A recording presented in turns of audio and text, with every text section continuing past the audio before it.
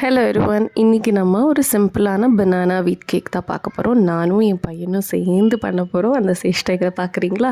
So அதுக்காக ரொம்ப பழுத்த 3 பனானா எடுத்திருக்கேன். நான் நேந்திர பழம் எடுத்திருக்கேன், நீங்கள் எது வேணால் எடுத்துக்கலாம்.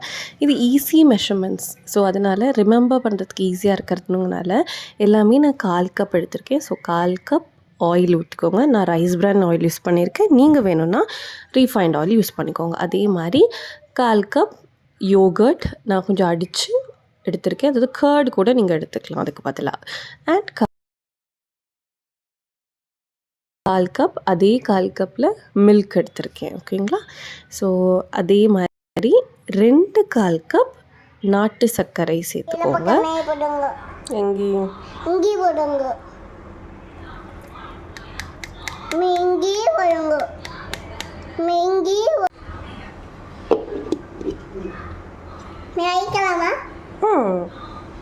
இப்போ எல்லாத்தையும் சேர்த்து நம்ம பிளெண்ட் பண்ணிக்கலாம்.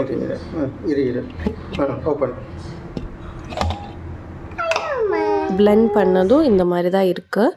பார்த்திங்கன்னா நல்லா லிக்விட் கன்சிஸ்டன்சிக்கு வந்துடுச்சு. இதில் நம்ம இப்போது 1/2 teaspoon baking powder, so 2 1/2 teaspoon baking powder சேர்த்துக்கோங்க. அண்ட் ஒரு 1/2 டீஸ்பூன் பேக்கிங் சோடா சேர்த்துக்கோங்க. என் பையன் தான் சேர்க்குறான், ஸோ அதனால தான் கொஞ்சம் இரெகுலராக இருக்குது. அண்ட் 1 கப் வீட் ஃப்ளார், அதாவது கோதுமை மாவை எடுத்துக்கோங்க. ஸோ உங்கள் மெஷர்மெண்ட்ஸ் ஈஸியாக இருக்கணுங்கிறதுக்காக தான் இதெல்லாம் சொல்லிகிட்ருக்கேன். இப்போ நம்ம எல்லாம் மிக்ஸ் பண்ணி வச்சுருக்கோம்.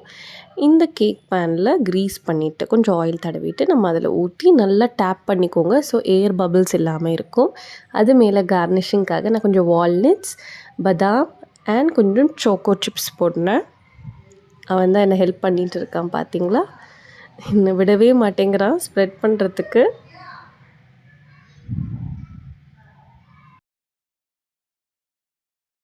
ஃபைனலாக நம்ம கேக்கை பேக் பண்ணிடலாம். அண்ட் இதுதான் அந்த கேக்கோட ஃபைனல் லுக். கண்டிப்பாக ட்ரை பண்ணி பாருங்கள்.